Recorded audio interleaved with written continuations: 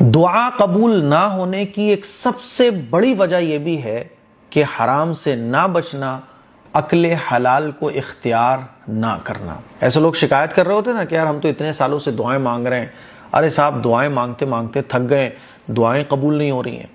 کہیں ایسا تو نہیں ہے کہ ہم سے کوئی حرام گناہ ہو رہا ہو، یا ہم حرام سے نہ بچ رہے ہوں، اکل حلال اختیار نہ کر رہے ہوں؟ یعنی میری کمائی میں حرام آ رہا ہے یا حلال آ رہا ہے، مجھے اس کی پرواہ نہیں ہے؟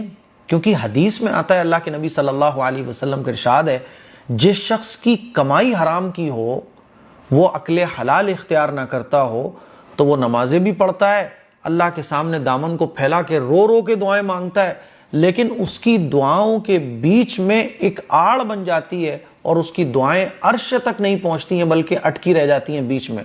اس کا ہاتھ اٹھانا، اس کا رونا، اس کا اللہ سے مانگنا، یہ سب برباد ہو جاتا ہے اس کے حرام سے نہ بچنے کی وجہ سے۔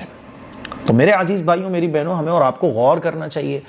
کہیں ایسا تو نہیں ہے کہ میری دعائیں قبول نہیں ہو رہی، میں دعائیں مانگتے مانگتے مایوس ہو چکا ہوں۔ مجھے اس پر بھی غور کرنا چاہیے کہ میں حرام سے بچ رہا ہوں یا نہیں بچ رہا ہوں، عقل حلال کو اختیار کر رہا ہوں یا نہیں کر رہا ہوں۔